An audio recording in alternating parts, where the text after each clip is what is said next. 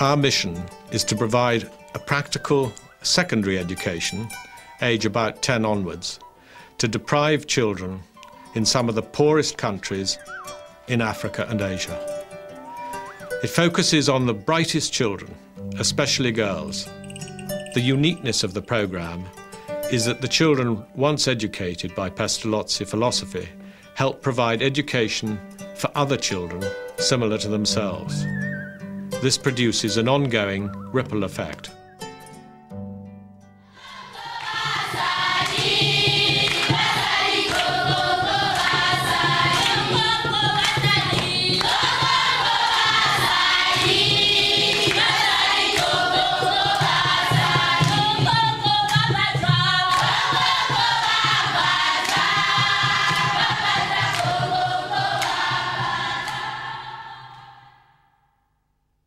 The charity was started in London through the good efforts of Richard Butler many years ago. He approached a friend of his in the United States named Johnny Stokes and me and wondered if we would be interested in getting something started up in the United States. Richard spoke and told a bit about Pestalozzi and the efforts that were going on at that time in Nepal and in Zambia.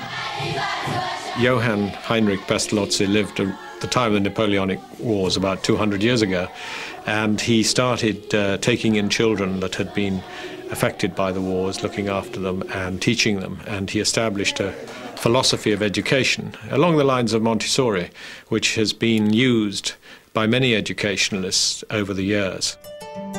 It's interesting to me that there are many organizations that I think that have evolved that sort of imitate this philosophy of Pestalozzi, and I believe it is a good one for the many children today in this world who live in very rural areas. It just seems to make all the sense in the world. The philosophy of Pestalozzi is to encourage a child to learn not only with its head through school, what it learns at school, but also through their heart and being good citizens, but in particular by using their hands to be able to fend for themselves, to look after themselves, to be self-sufficient.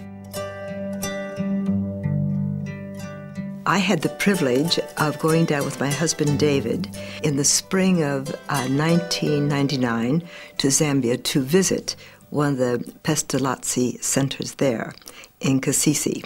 So that was very special.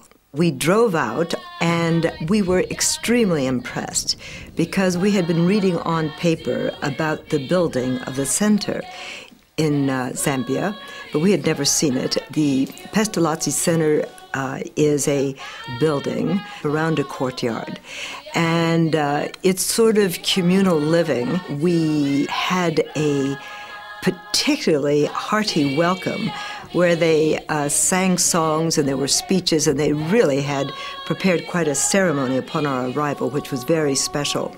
On behalf of the girls at Kasisi Basic School and the school as a whole, we welcome you to our school. Hope that you'll be glad as we are meeting here today. We wish you well. We hope that you will be glad as we are meeting. One of the other areas of concern with these children is disease. When the children arrive at the school, they have not been fed properly. They've been malnourished. And one of the statistics that was quite impressive is the children, after a couple of months on the school, put on, maybe up to 10 to 12 pounds, which is quite amazing. There is a policy of trying to bring in 2 girls to 1 boy. The reason for that is that the need is far greater for the women than the men.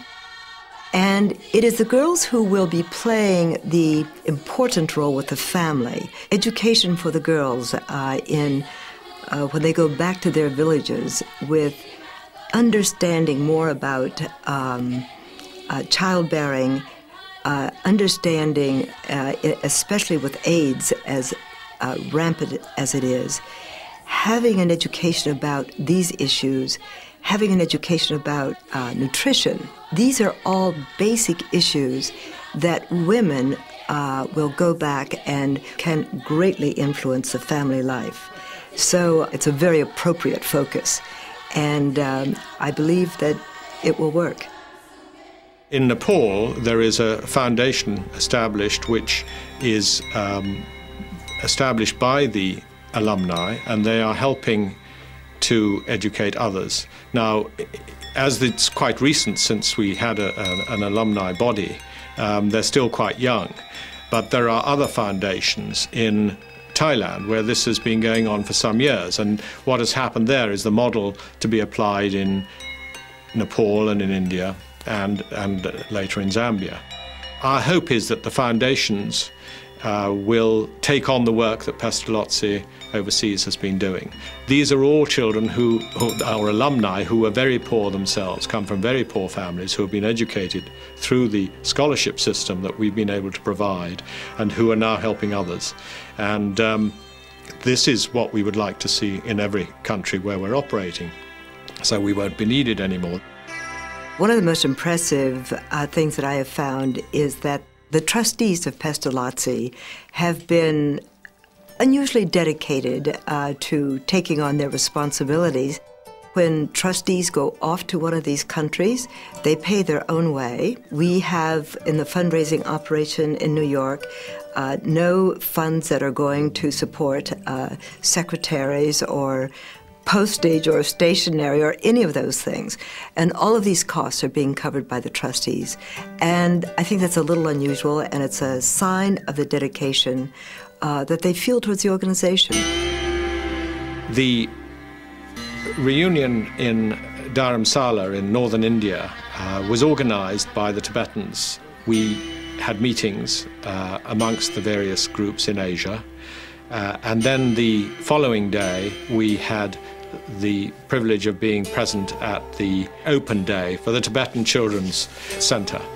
And the Dalai Lama was present there and supervised the proceedings, and we were very fortunate after the event to have an audience with His Holiness.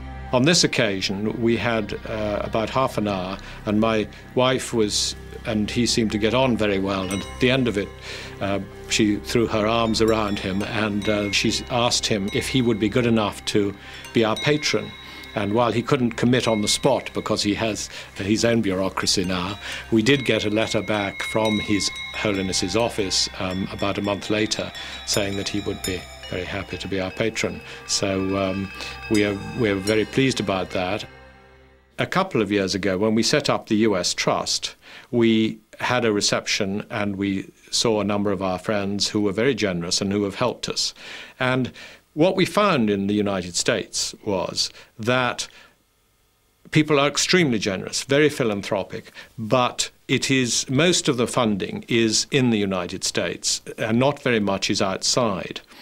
And what we say to people both in Europe and in the United States is that, of course, they should support their own charities. They must support their local charities and their national charities, but they mustn't forget the tremendous needs that exist in the developing countries, particularly in Africa and Asia, which are so much poorer than anywhere else in the world.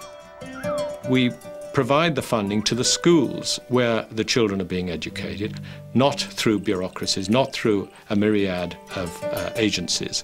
And we have the support in what we have been doing, for instance, in Zambia with the British High Commissioner and the UNICEF people. They are delighted that small groups such as ourselves will do whatever we can to help these children and will provide us with whatever help they can. Our job is only beginning. We have a long ways to go. We hope to keep working in the countries of Africa, Nepal, and India. I think we've just made a start, and we hope that the children who experience the Pestalozzi training will carry it on. We've only been going a few years, so I keep being told that I mustn't make too many commitments, because whenever we go on these trips I come back and say we've got to do another 20 children here or another 30 children there. So I'm being told that we've got to get the funding sorted out first.